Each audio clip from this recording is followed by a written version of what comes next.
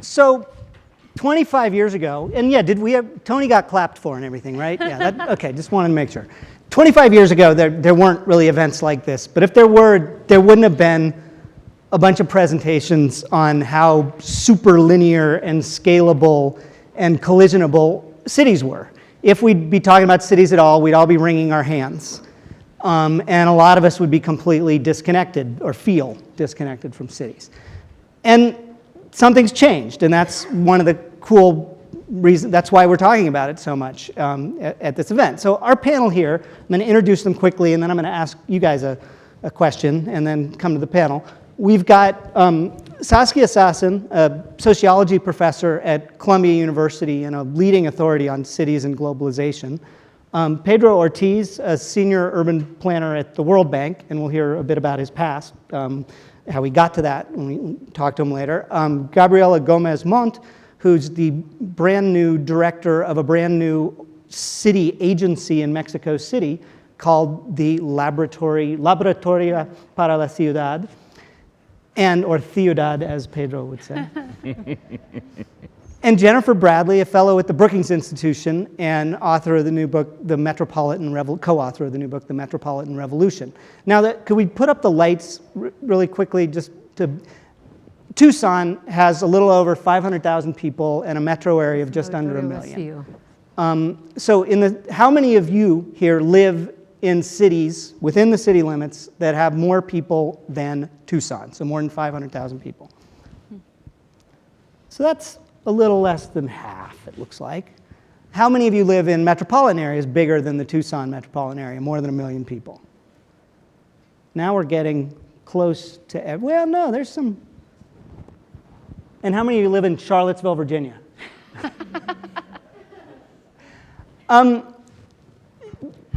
I just asked that because this is a subject that all of us are so intimately connected with in different sorts of ways. And I wanted to very quickly just find out, I grew up in the San Francisco Bay Area. We can put the lights back down.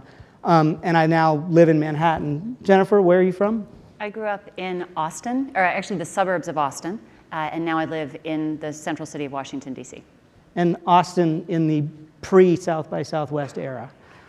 The very earliest days of South by Southwest overlapped with the very latest days in which I was still an Austinite. Okay. So I lived in Austin before it was cool to live in Austin. Gabriela?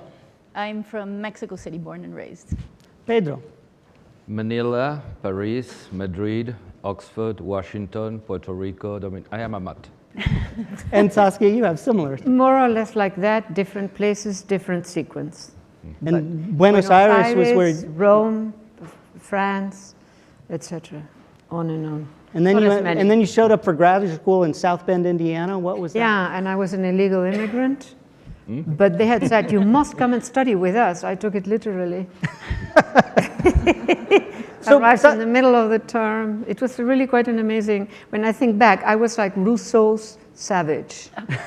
No, Rousseau's Savage is an innocent, with a certain kind of beauty about him or her, right? Well, we're going to continue that conversation after this. This really doesn't help for the city subject. I want to ask you, Saskia, what is it, because I think you were talking about this before most of the rest of the world cottoned onto it. What is it about cities now that we're more interested in the opportunities than the problems? Well, it's not just that we're more interested, it's that the functions of cities, the place that they occupy in complex systems has changed. 25 years ago, New York was broke, London was broke, Paris was broke, Tokyo was broke, you name it. Hong Kong was struggling. So it is a very interesting shift. I see 2 or 3 things. I know that I have only 30 seconds, so anyhow. The stuff that I worked mostly on started with a question which functioned as a provocation.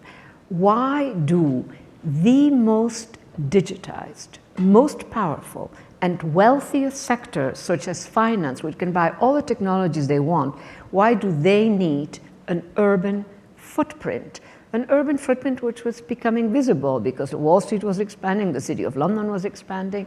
And so out of that really comes sort of if you want, a logical feature of this current system, precisely because they're globalized, and digitized means that speed and the enormous diversity of work settings create huge demands, escalate the need for control functions, for specialized services, and those need to be made sort of on the moment, many different knowledges coming together. So I think of a certain kind of city, like global cities, of which there are over 100, as sort of a space where an urban knowledge capital is generated. I repeat, urban knowledge capital, which is more than the knowledges in the heads of all the brilliant experts and creative classes, or more than the knowledges in the sum of all the specialized firms in the knowledge business, whether that's specialized accounting, finance, etc.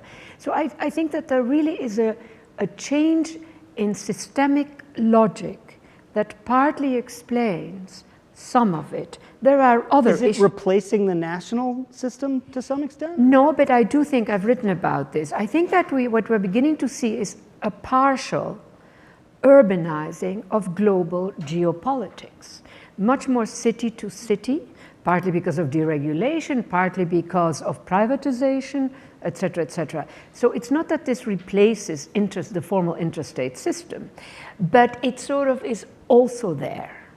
And I don't know how far that will go, but the truth of the matter is that when leaders of countries visit each other, they don't go to the country. They don't come to the United States. They come to Washington, and then they choose either New York or Chicago. So when the premier of China came and went to Chicago, New York was very upset. What? Didn't they go to Pittsburgh a couple years ago? Generally, they don't. No, we should now get them to go to Detroit to see how bad it can get, what they should not do, not the abuses, etc. Anyhow, I've spoken enough. Well, Jennifer, in the U.S., there's this that balance between the national and the metropolitan. Mm-hmm. What's happening? What's so different about that than, again, a couple decades ago? I think that a couple of things have happened. First, your question about do you live in a central city or do you live in a metropolitan area was a revelatory one. We've stopped obsessing about the city versus suburb divide and realized that cities and metropolitan areas make up a single economic unit. So, on a global stage, the difference between Austin and Round Rock is not very interesting. The difference between Denver and Aurora or Washington, D.C. proper and Montgomery County isn't significant. What matters is the labor, the companies, and the possibilities of the whole metropolitan area. So I think that has helped people have a broader understanding of all of the resources and what the relevant geography is. I think also cities and metropolitan areas are starting to understand themselves as actors and problem solvers. The default mode after the New Deal is that if there's a really big, scary, important problem, the federal government has to solve it. That hasn't gone away completely in the aftermath of the recession. It really was the federal government that stepped up with stimulus funds, but the federal government has proven to be kind of an unreliable, inconstant problem solver. And so cities and metropolitan areas are realizing, for better or worse, it's on them. Saskia made a point about city governments being broke, and in places like Detroit, where they're in bankruptcy, that's certainly true. Cities and metropolitan areas are also realizing, though, that they're more than just governments. They're networks of civic, corporate, philanthropic, university, and other kinds of leaders who are coming together to solve problems. What my co-author Bruce Katz and I did in our book was try just to sort of foreground what everybody kind of was practicing and knew what was happening and say, this is a real thing. So you city leaders are not just kind of the political farm team in the United States. You're it. You're on the front lines of problem solving, and the conversations we need to have is not how can the federal government or state government step in and save cities and metropolitan areas. It's how can the federal and state governments come in and swing behind and support cities and metropolitan areas as they are the economic engines, as they are solving problems around social integration, as they are, as Saskia said, networking internationally and creating connections from city to city, metro to metro, and creating kind of new economic and exchange networks. I think we've gotten out of our old frameworks and categories that kept us from seeing what was really happening, and now we can recognize and name the great things that these places are doing.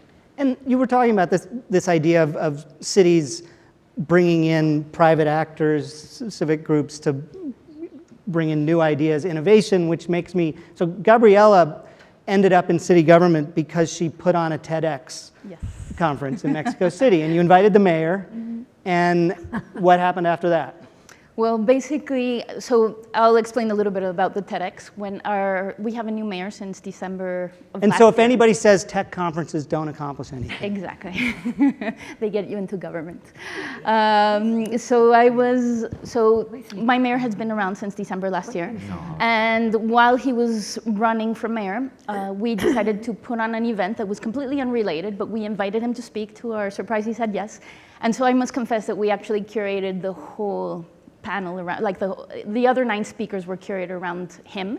And basically we put on stage people that had not necessarily thought of government as an interesting space for their ideas, who are brilliant and who are just as much madly in love with Mexico City as I am and a lot of other people are.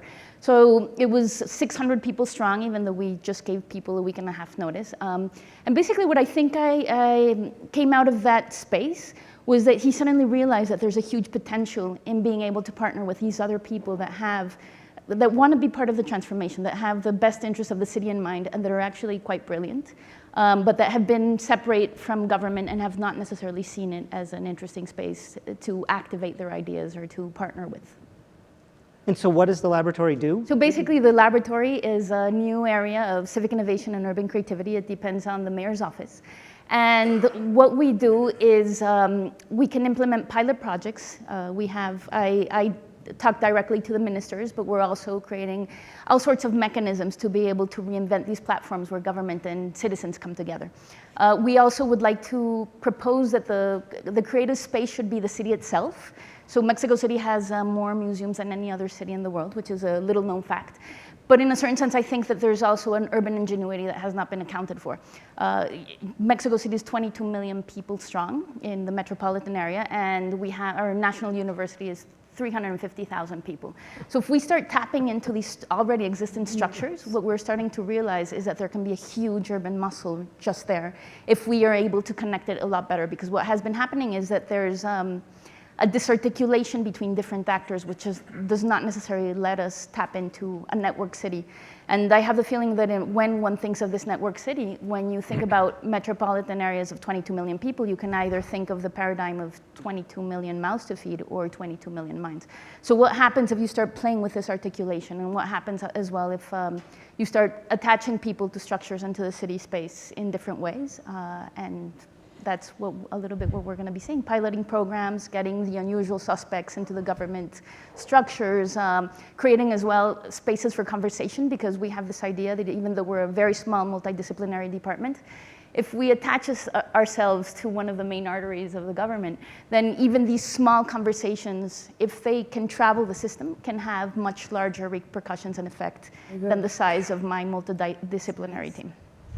So, Pedro, you're a former mayor of the Central District of Madrid, but you were a planner before then, and you're a planner again.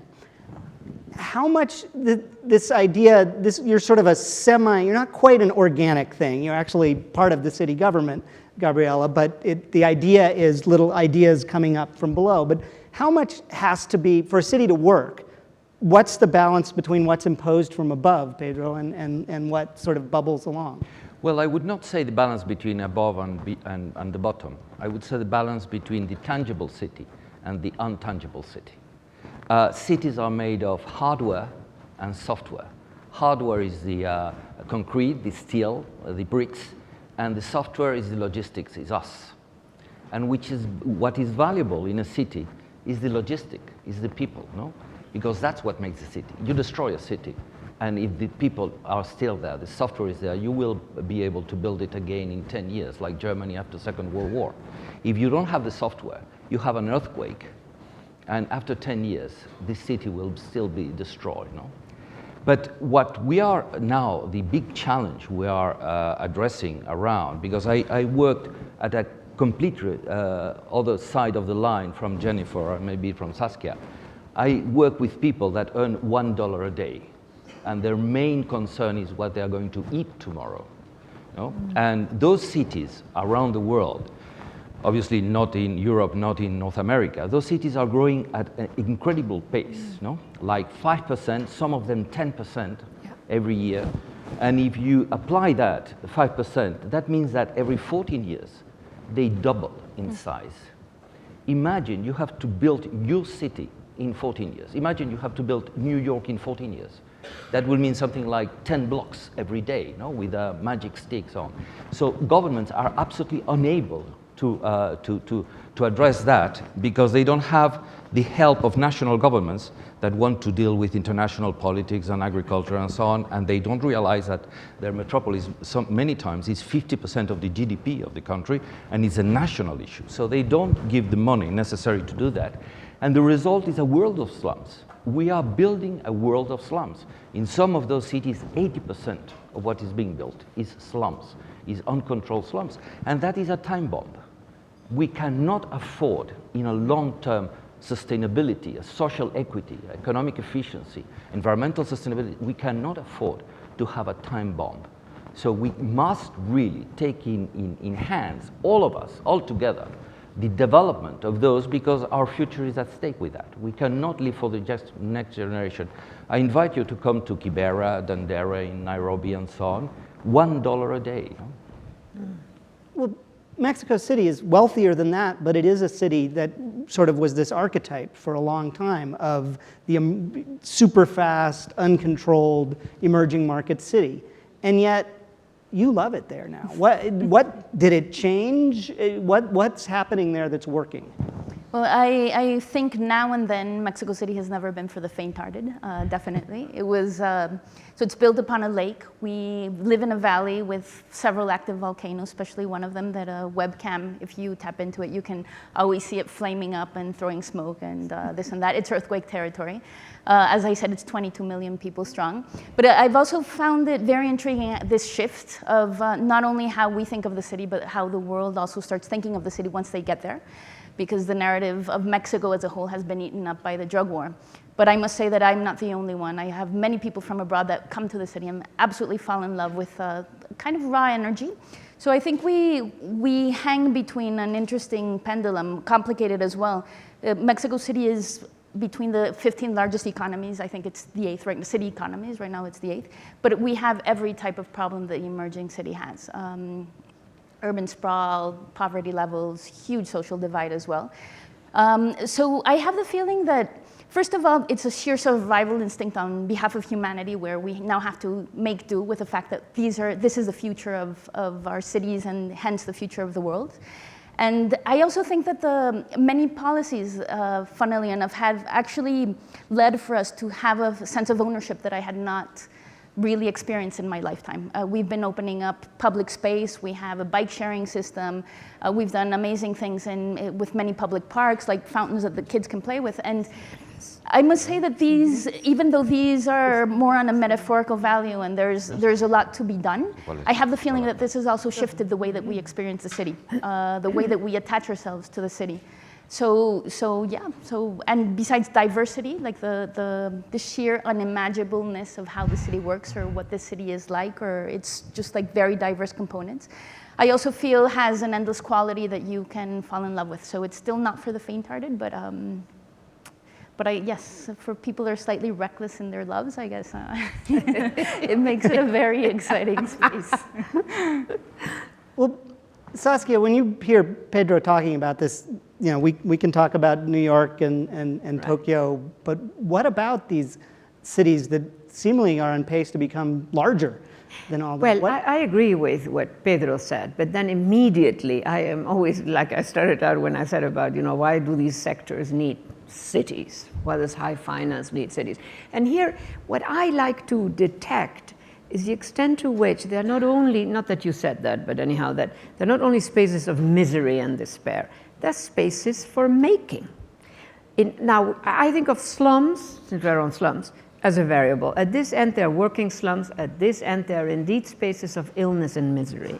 But when they're working slums, those people know how to make housing, make an economy, make the social. I mean, I think that we, the middle classes, you know, of the world, we are consumers. of everything, of the social, of our citizenship. So when I ask myself, who makes the social today? Who are the actors? Who are elites? Because an elite is made. An elite is not the same as a bunch of rich people or whatever, or powerful people. And those people in those slums or in neighborhoods like immigrant neighborhoods where they have to make their economy. And so that then makes me think that rather than seeing this sort of ballooning of a disaster, we will find interventions, that will, and I mean, I have seen that with the immigrant communities in New York, and Jennifer, you must have seen that too. So they arrive in spaces that are destroyed, and this goes back now 30 years. They renovate, not because they are necessarily, but no, they want a neat little house. They bring in their forms of knowledge about healthcare, the boticas, they work with plants, etc. So they actually produce a kind of a neighborhood economy and a neighborhood knowledge system. You see, and then, so I think, I basically agree with what Pedro said. I don't want to sound like a romantic here, but I do think that history is full of unexpected turns, and the cities are a complex space that enables all kinds of stuff. So when I wrote my outsourcing the neighborhood, is that what I called it, that little piece, Imagine if we could connect up these neighborhoods through, open access technologies that can move it forward, and the knowledge of, the localities, the grandmother, the homeless person, the whatever. So there is knowledge that is also being made in those spaces, and to connect that to, and in a way to unsettle central codified knowledge that comes from those who have power and who can make decisions but who may not know much about the neighborhoods. So if we open up spaces that we now tend to see as spaces of just the poor, just the miseries, etc., and we recognize, what, especially the working slum angle, they know how to make. There is knowledge there. There are knowledge systems there.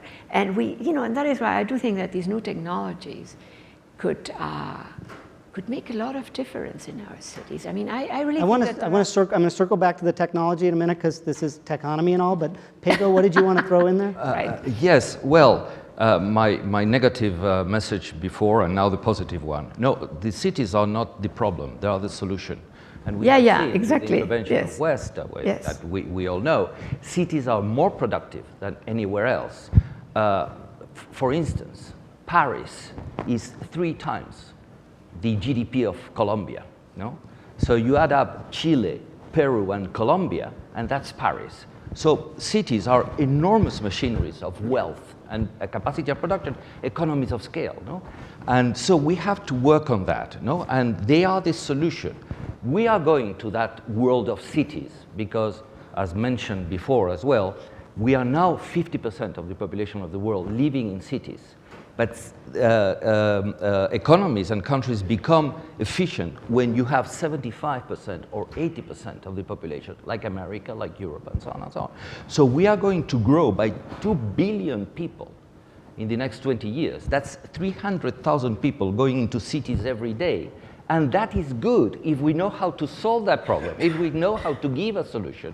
And what we have is not only to give a solution in terms of social networking, which is extremely important, but as well in physical solution.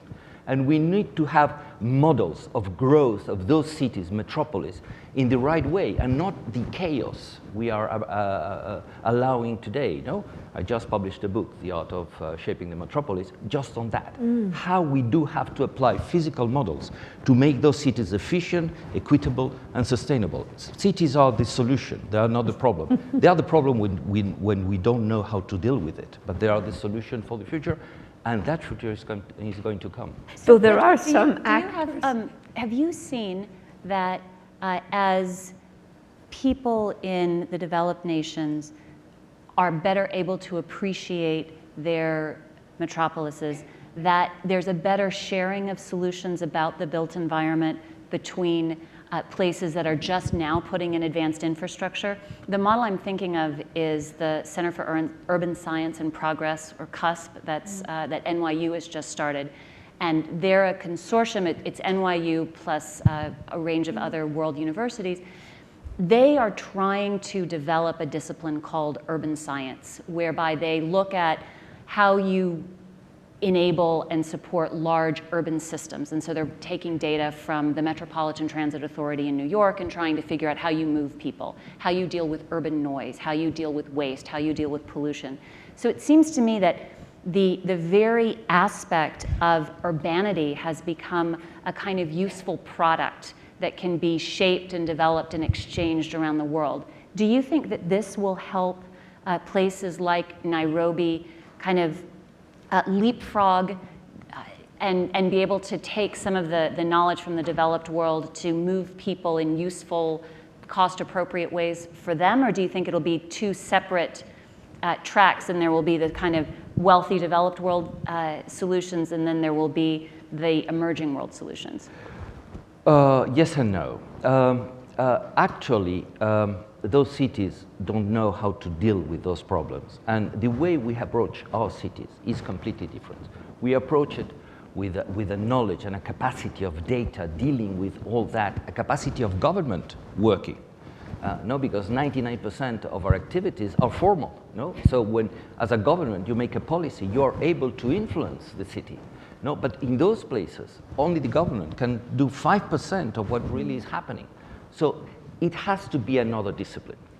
And it has to be a discipline not only based on the accumulation of data and then technology and using technology. It was mentioned before in the day. You know, you must know what to use that technology for. Right. Technology is not the end in itself. Yeah. You have to have the concepts before, and then you can use the technology to that. Let me make an example. A trip. You decide to have a vacation, and the most important thing is where you decide to go. That's the purpose of the vacation. And then you decide what technology you are going to use to go there. A bus, a car, a plane, or a train. But you should not start planning your vacation the other way around. No, I want to go in that transport. So let's separate things. You must know what you have to do with those cities.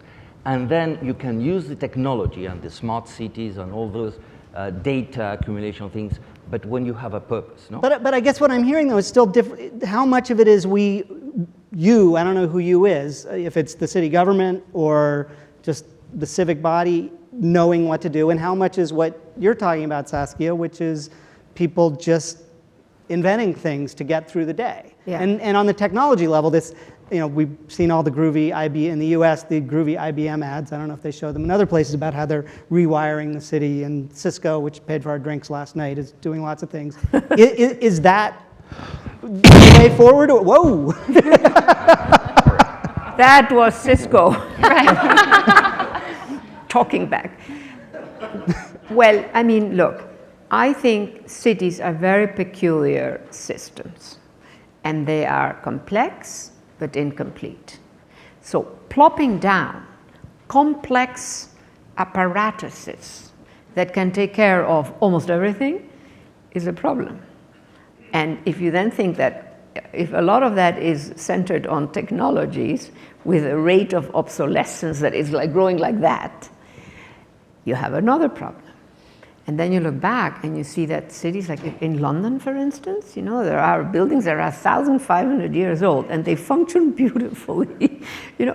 So the city is not something that you can solve in a laboratory or in a tech research. We need that, but we need to know how to use it. And so I think that I mean, I have this thing now, you know, I go through little obsessions. So one of my little obsessions right now is what would happen if I assumed that the city actually is talking back, but a language that we don't know anymore. So the supercar that arrives downtown and is crawling like a little worm, well, the city hacked that car, unsettled the technology of the brilliant engineer. And the city is saying, you know what, car? You're beautiful, but you don't belong here. Go to the highway or go wherever. And give me the little electric car. It's, you know, now, if we went, you know, if part of the training of planners and engineers and technologies is... And politicians. They're a tough one. I don't know how that would work, but anyhow, we can give it a try. You know, we can try. So, you know, I think that it is a complex animal, and it will require complexity to work with it. What I was saying before about that urban knowledge capital that is more than the sum of the codified knowledges, that is an interaction effect that is brilliant, right? It comes in from many different people from many different parts. They don't even know what they're making together. But the city enables scale-ups. And we have often captured those scale-ups, formalize them into a model, and then we think if we put a bunch of high-rise buildings and create a density, we have the scale-up. No, we don't. We just have a bunch of high-rise buildings. So I think that paying a bit more attention, I see that time runneth here, paying a bit more attention to how the city actually moves and evolves, rather than sort of thinking, oh, density, it's a city. No, I think that if you have an endless row of office buildings, you have high density, you do not have a city. If you have an endless row of high-rise apartment buildings, you don't have a city. So then the question is, you really are beginning to narrow down then and say, okay, what is city? And city has a scale-up capacity, not just augmenting the number or the units, but actually something else is made. And it is made in so many different ways. So a neighborhood also has that capacity, right? So anyhow, for me, it seems that that is a kind of mixture.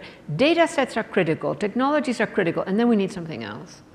And what do we call that? But when it works, it works. You know that it works, right? I mean, that is also, it talks back. It tells you, you know what, this worked. And that sort of, I mean, that is how I would, if I could. Gabriella, you want to, and then could we put up the lights and you can start finding people to give mics to while Gabriella's Sure, I'd love to react back. I love the idea of the incomplete city, and I love how resilience many times, as you've well said, that incompleteness many times makes cities survive nations and survive all sorts of other happenings.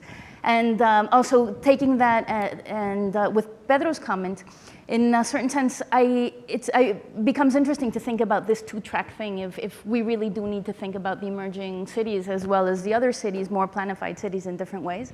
Because in a certain sense, I also feel with this whole ruckus in the US and Europe and us questioning a lot of systems, in a certain sense, we're coming back with new labels and new names and new language to things that have existed forever. If you talk about open source city, Mexico City is 50% informal economy. What is that but an open source city? If you talk about Airbnb and the sharing economy, Jennifer and I were talking about this. If you talk about Uber, Cuba I went there 10 years ago, you hail down any car on the street and they take you wherever you want to go and then you pay the person money. So this is not a small group of people, this is a whole city that is functioning in this very contemporary way. So in a certain sense, what I do think that there's a very interesting space of reverse innovation that they've called it, where I actually think that the emerging world has a lot to teach the contemporary first world cities about how to function and how to become resilient, because we have never been able to not take into account how problematic we are. In the US, one can say democracy with capital D and freedom with capital F, notwithstanding that 30% of the population votes.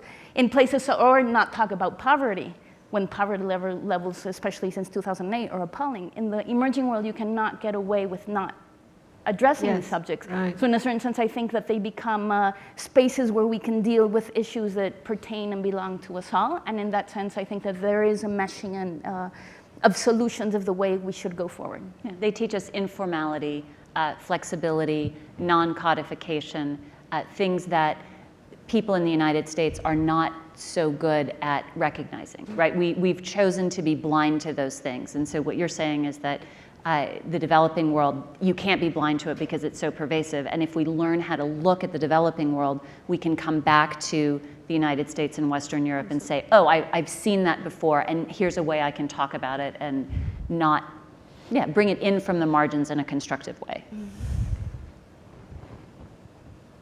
And introduce yourself and ask away. Okay, hi, I'm Arun Sundarajan from New York University. So I guess I'm sort of building up on where Gabriella left off, which is sort of the assertion that certain cities can learn from sort of the lessons of other cities, and perhaps sort of re-asking the question that I think Jennifer asked, which was if we think about, I'm affiliated with CUSP, the Center for Urban Science and Progress. You mentioned that, and you have a lab for the city. So on the one hand, you have this belief that somehow by studying one city and creating sort of science by using one city as a lab, you can learn something that will then apply to another city or apply to other cities. On the other hand, I also hear you saying that somehow it isn't quite as simple as that. That that cities are a collection of sort of social connections, that cities are networks of resources and leaders and people, and that there are sort of these inherent differences. So where do you sort of land on this? Is there really sort of potential for true urban science, or is each city going to sort of have to create its own lab and figure it out on its own? Sorry, go ahead. Well, I was just going to say, I mean, I think that an element that we haven't mentioned, but that is part of an answer to your question, is that in this globalized world, when you look at cities that are global cities, in other words, that's a certain kind of city, actually what matters are two things, and one of them is the specialized differences. The notion that everything gets homogenized, this very common language, all cities, it's absolutely incorrect. What gets homogenized and sort of is an escalating condition is that more and more is infrastructure. In other words, necessary but indeterminate. So I think now about things that in the past we would never have thought about as infrastructure. It's actually infrastructure. That is Like what?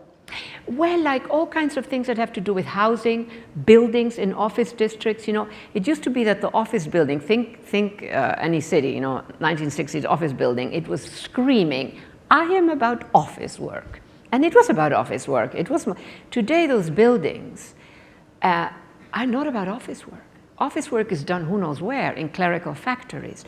So when you look at, this whole notion of the globalizing of standards, that's a very important, the standards, the state-of-the-art this, the state-of-the-art shopping mall, the state-of-the-art airport, the state-of-the-art luxury condo, et cetera, et cetera. So what you have is an incredible standardization of standards for the state-of-the-art built environment. But that is like an infrastructure. Now, on top of that, then is a layer where the specialized differences matter, whether it is in economy, in finance, in culture, and so that is very difficult to capture. So people are sort of stuck in this notion of all cities are becoming the same. The consumer markets are the same, but that's part of an infrastructure. So when you look at it that way, the urban science, something that I don't know that I would necessarily use, I'm not saying that you were referring to it, but it's sort of a very attractive notion. It's certainly a nice catch-all imagery, I think. Well, insofar as so much is today infrastructure, that gives you a very big domain for urban science. But it means... But it's not everything. It's not the... It's not what? It's not enough, because then what happens is those special... Just think even of small cities. I just want to squeeze in a couple more questions. Pedro, Yeah. you want to... I lecture in many of those cities, and one of those lectures is about the organizations, the institutionalization of those cities, the governments, the different 2 tiers, 1 tier, collaborative, and so on and so on. And at the end, there is always a question: what will be the best solution for us? No? And I always say, no one else can tell you what is the best solution for you, because you're a specific culture, and you have to build up your own institutional framework. No one can tell you what is the best for us. Right. So to your answer, every city has to find its own solution. The easy part is the infrastructure. That's right. Because a highway looks like another highway, even if in Milan... But also that the infrastructure is gaining ground. There is more and more of the stuff. There is a limit to that. There is a limit to that, in cities like New York, like Paris or London, they have so many infrastructure that what they have is to tame the infrastructure. Because really there are many layers of society that do not know how to deal with that and how to use it. No? But so infrastructure is a car in Milan and in Manila. Maybe in Milan it will be a Ferrari, and in Manila it will be a jeepney, but it will have an engine and wheels and so on and so on. But the institution is specifically. So never copy someone else. Always learn how it has evolved for them, and then adapt it for you and reinvent what you need. No, and that is the software of the city, not the hardware. This hardware is the easy part. Zero. well, we're not going to. We get to ignore that for a minute or two. But we're out of time. Okay, here I go. Hi, I'm David Megginson. I'm an independent consultant and urban pedestrian. And I'm having trouble identifying with the narrative I've heard in the last two talks that cities are a new discovery in North America, that they were much hated 2 decades ago. 25 years ago, I lived in Toronto. It was an amazing place to live. It was vibrant, it was culturally mixed, it was socioeconomically mixed. Infrastructure worked, the mayor didn't smoke crack, it was just unbelievably wonderful.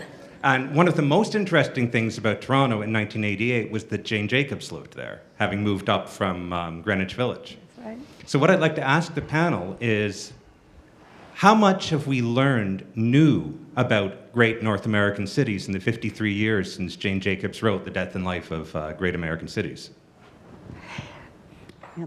I think that's a great question. You know, I moved back to DC just when Marion Barry was released from his own crack smoking career. So, you know, it doesn't really set a city back as much as you might think. I do believe that we are rediscovering a lot of the things that were always there. We've just decided to stop defining cities as problems. One of the examples in our book is that I like to talk about is what Neighborhood Centers Incorporated is doing in Houston.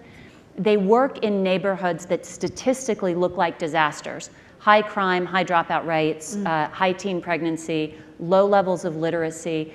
And they go into these neighborhoods and they say, what's good about what's happening here? You have come to Houston from all over the place. You chose this neighborhood. What's good? And they really help people turn their neighborhoods around by focusing on the strengths. And I think we got tired of the narrative. It got so far from the lived reality of what was happening in cities and metropolitan areas that we snapped back. I am sure that within my professional life, we will go through another cycle where I will have to justify, you know, the work I do, the book I wrote. I think that's just, it's a bit like the talk that was happening, the founder of Lulu, right? The story is girls are mean and hateful and terrible. Having been a girl, I was mean and hateful and terrible. That's behind me now. But you know, we have these stories that kind of go in and out, and I think we ran out the useful life of the death narrative, and so now we're in the upswing. And I think it's up to us and the lived experience and the used experience of cities to continue the positive narrative so that we can continue to build on what's good while not glossing over the real problems of poverty, income gap, and access. But at the same time, there is this trend line that everybody's been talking about today, that we're getting more urban, and this sort of US especially has this Jeffersonian identity of the urban area is corrupt and the countryside is good. We are getting and I imagine Mexico has similar narratives as well. But we've loosened the boundaries a little bit of what urban counts as, right? So the United States is not a central city nation, it's a metropolitan nation. And once we opened up the category of urban, you know, in most social science, city is actually city, region, or metropolitan area. Once we brought the suburbs into the urban moniker, then we discovered that we're an urban nation, and so you can have all of those good trend lines. I also, excuse me, I think that, yeah, we're just defining stuff better and more accurately. And I think I better end it. Simone told me I could have a couple extra minutes, but this has been wonderful. It is break time now. I don't know if David's going to come and tell everybody. You are. Come on up, David. Thank you. It was a great panel. And I just feel like we had a really nice theme throughout this afternoon, so you guys really topped it off beautifully. So